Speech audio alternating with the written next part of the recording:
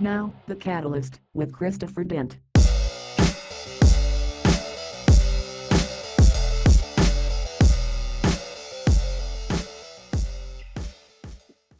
This is The Catalyst, and I am Christopher Dent.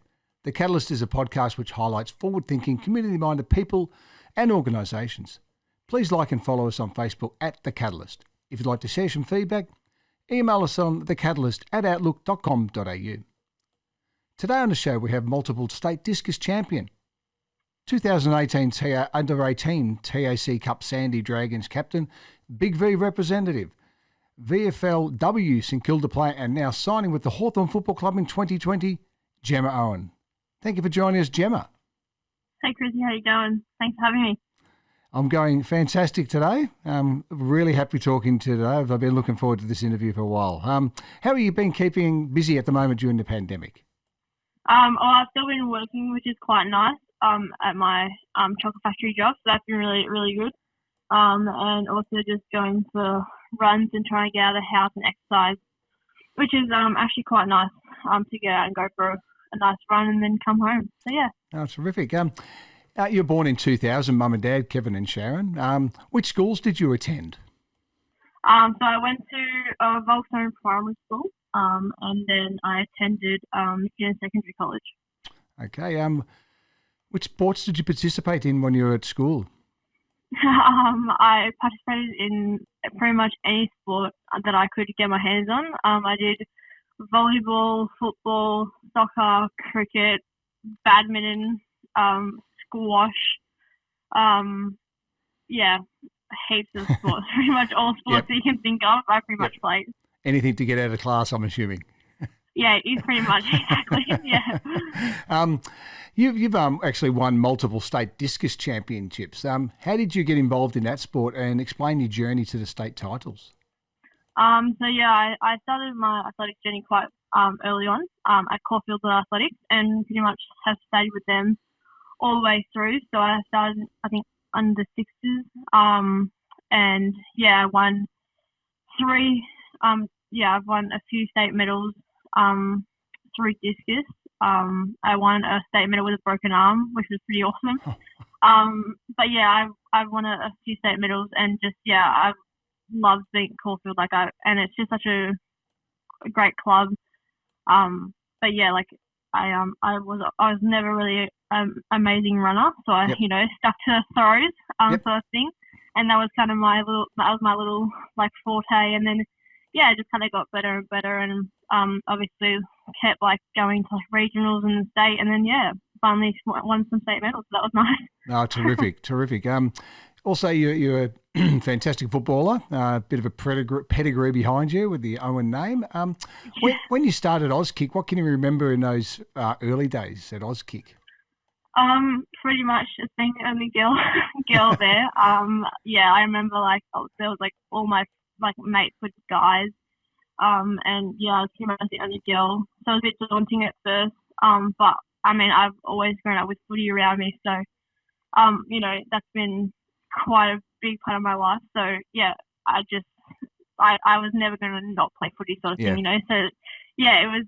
I was always going to go to Auskick and always do my best, and I loved it. So it was great.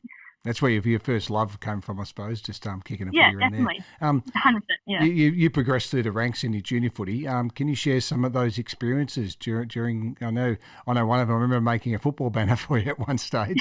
Can you share how you worked through from after you finished Auskick and actually started playing the game?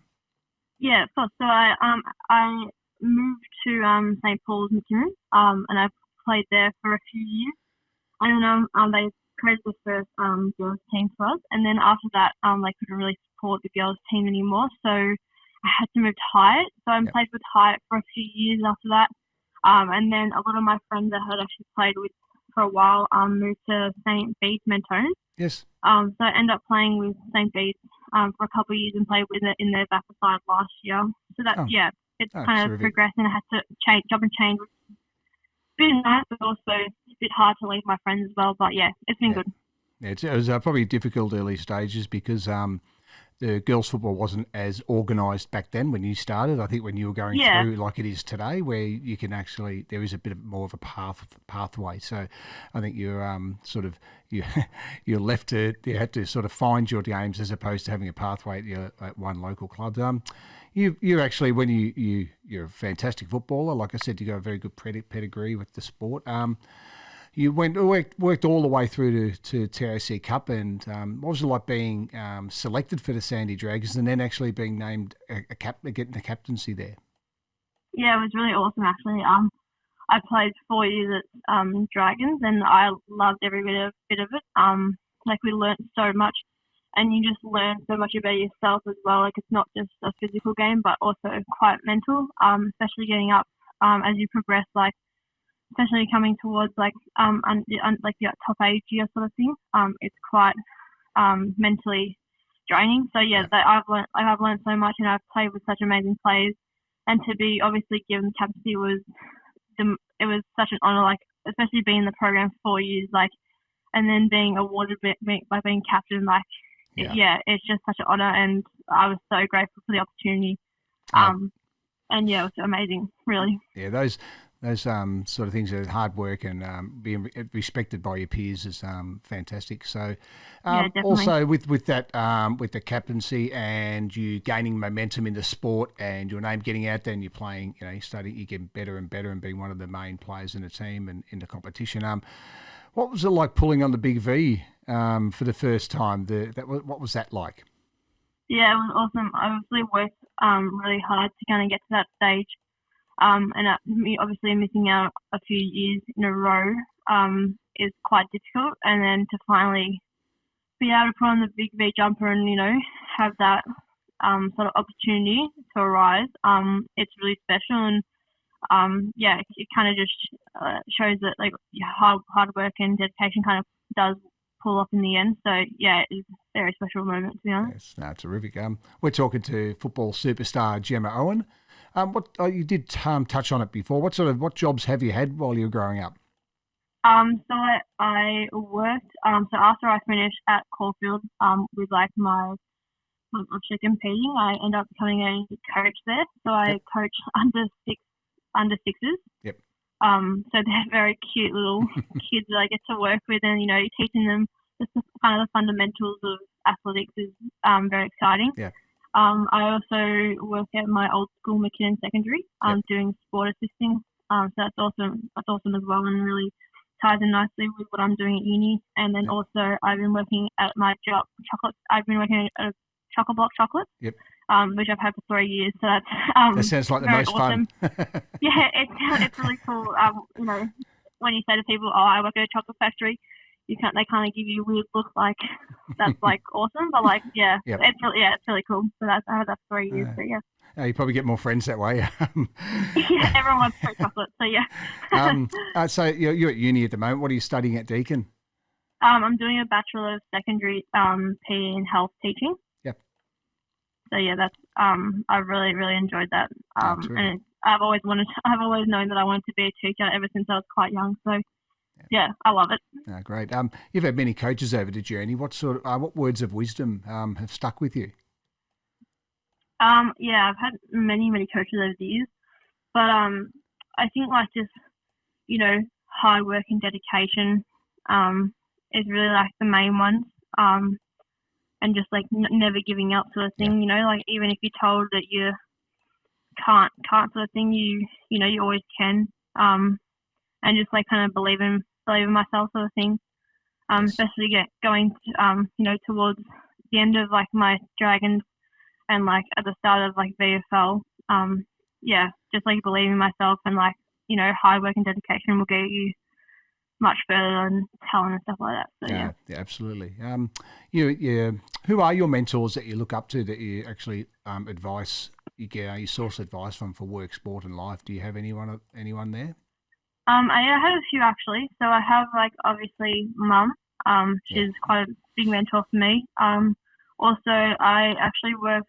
I got a ambassadorship at a gym, and I worked with a few of the AFLW players. So Emma King, Sarah Darcy, Laura Tesseriro, Lou Wooden. and I think a few others. And they were quite helpful back in like 2018 when I did my ambassadorship, because they really helped me to kind of focus on what I, how to be at that professional level sort of thing. So they were really helpful. And then just recently I found a really good mentor for me was actually Nathan Burke. Yes. He's really helped me along the journey and kind of helped me with decisions, pretty hard decisions in footy. So that's been really good as well. But yeah. Terrific. Okay, guys, stay tuned. We'll be back after the break with our segment, Top 3.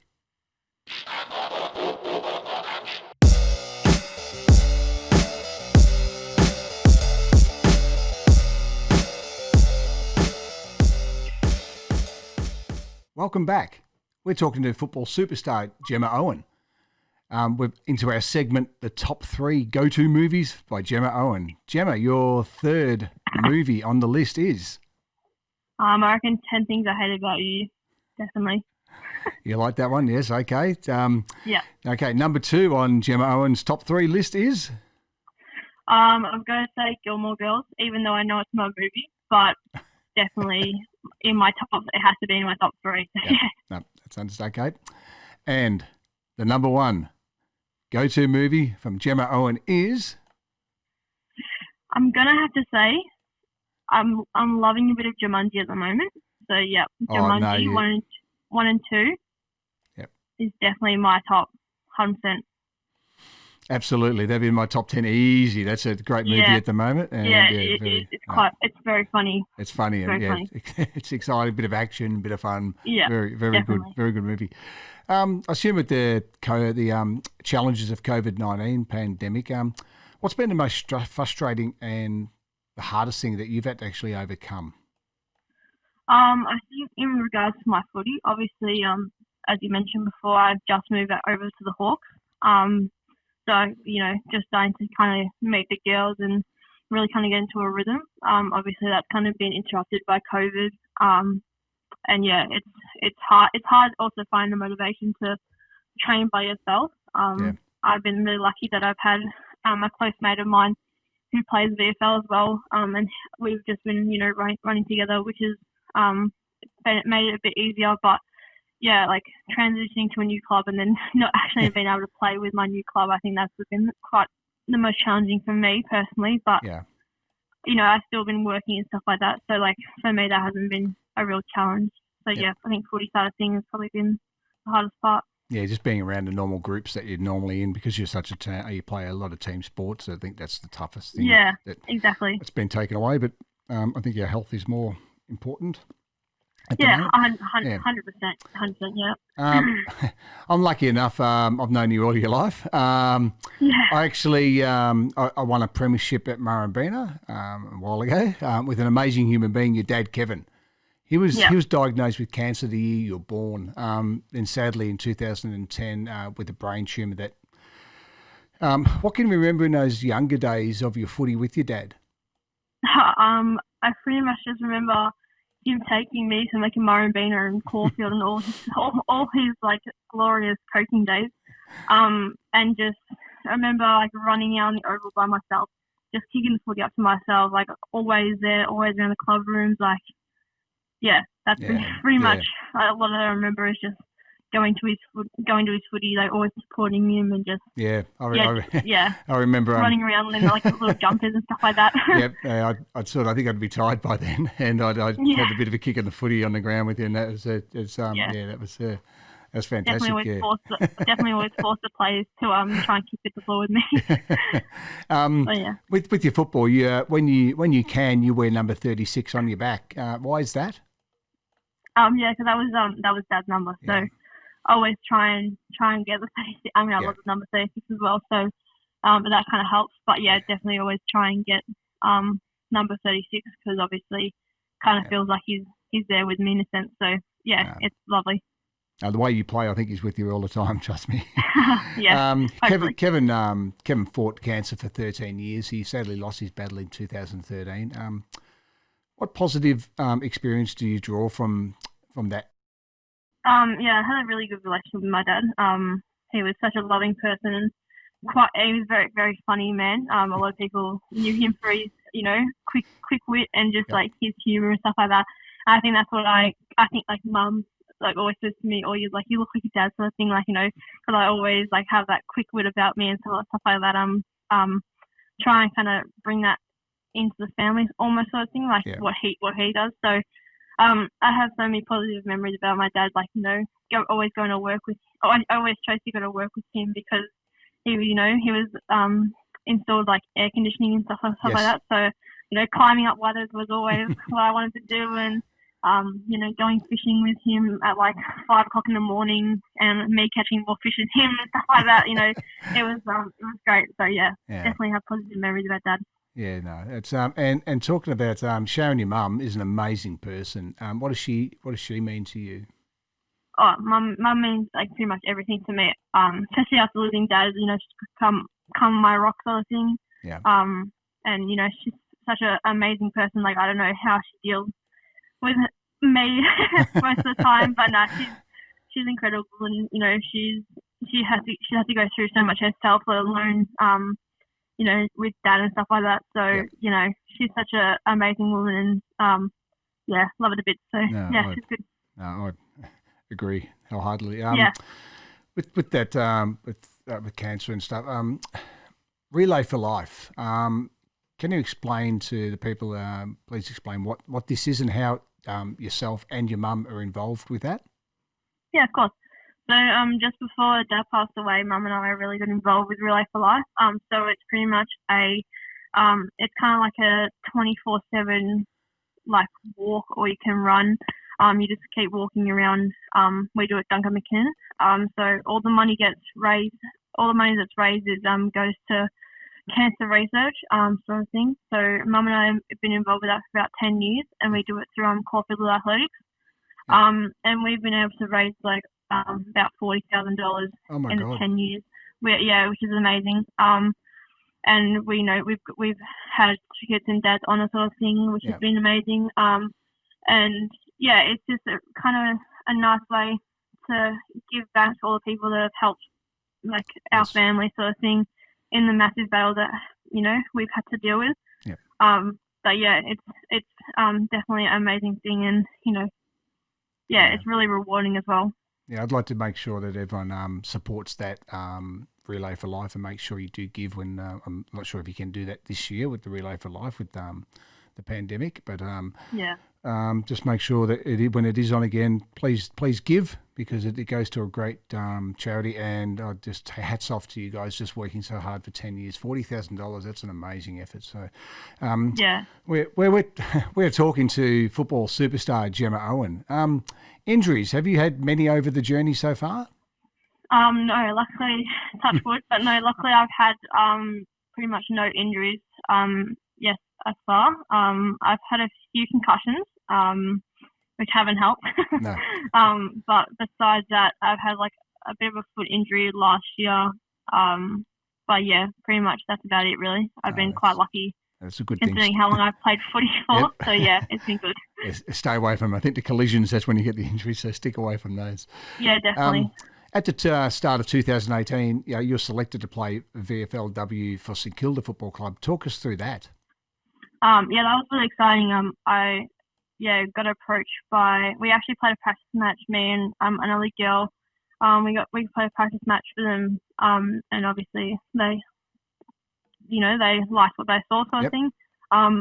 They signed us up in a contract, and it was really rewarding sort of thing. Obviously missing out on the draft, but still being able to play VFL is still an amazing accomplishment, and I'm really proud to be able to play VFL, and St Kilda for me, luckily it's 5 minutes around the corner, so very convenient, and I loved all the girls there, such a good culture and everything. So I loved it there. It was really, really good.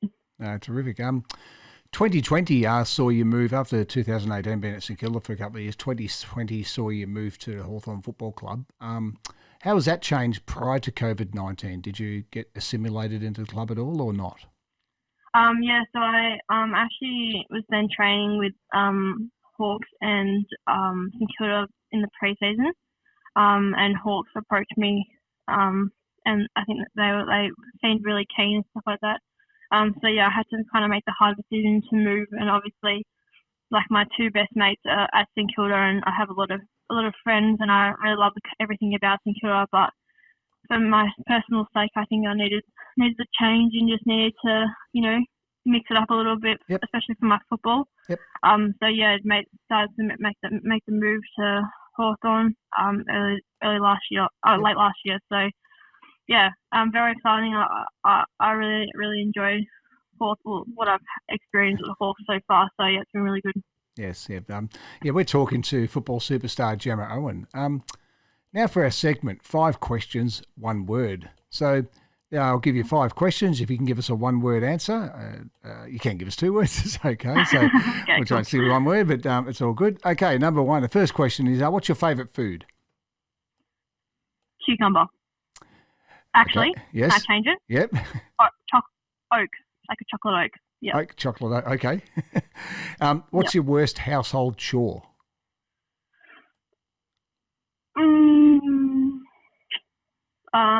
Bed making. 2 words. But yeah. Once a day, you hope, and probably once a week. Yeah. No. Yeah, pretty much. Yeah. Mum makes it for me. What's your favourite TV show? Brooklyn Nine-Nine. Oh, I love that. They're so funny. Yeah. You just watch it over. It's great. Yeah, literally. Okay, footy for you in 1 word. Fun. Oh, that's terrific. That is good. Yeah. And what irritates you the most? Slow walkers. Yeah.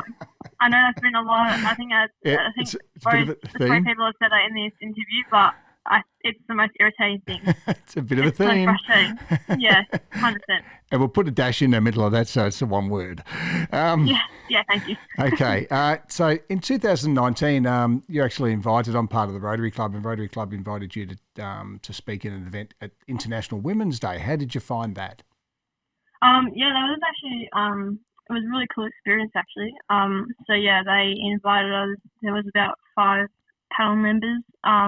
And Sue Albanese was one of them. And yeah, it was just really interesting. Obviously, there was the 4 of us that spoke, and we were all from quite different, walks of life and that sort of stuff. And yeah, it was interesting to kind of get their perspective on women's sport. And obviously, being a young woman in sport, I could kind of share my, experience about like the pathways and all that sort of stuff to the audience, which was really cool. And yeah, it was really like lovely meeting all the panelists and stuff like that. So yeah, it was a really cool experience. No, it's an amazing thing to be invited to. You've Yeah, now definitely. I've heard on the grapevine you've actually taken up a coaching role now with football.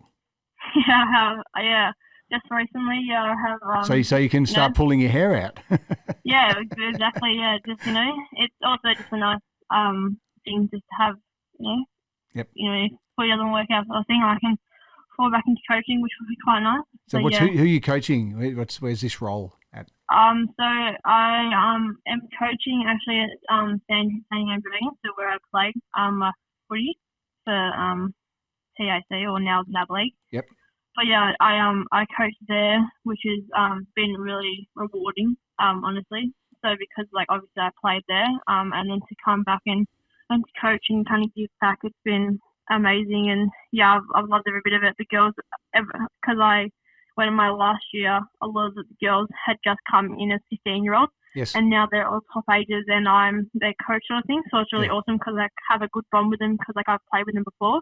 Yes. So yeah, that's been good. And then I actually coached at this down where I started my footy at St Paul's. I held there a little bit. So yeah, that's been awesome. Oh, that's terrific. I'm glad you're loving it because it's a big part of just sharing your experiences and your knowledge with the girls. I think it's terrific because mainly because when you started, I think because it wasn't a standard game for girls to play, and then now it's becoming the norm, which is fantastic. So yeah, exactly. With your football, how far would you like to take your football?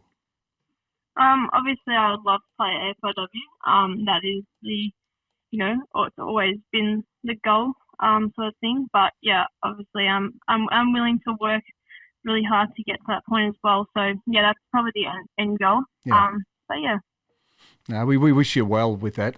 We'd just like to say thank you so much. It was great sharing your story today, and we really wish you all the best. A huge thank you to our guest, VFLW player, multiple state discus champion, under-18 TSE Cup Sandy Dragons captain, Big V representative, Jemma Owen. Thank you so much for coming on the show today.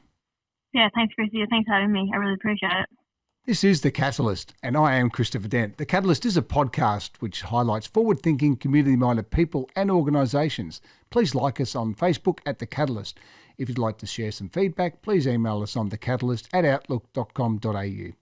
Thanks for joining us. The Catalyst is brought to you by CanDo Digital Production House. See you next time.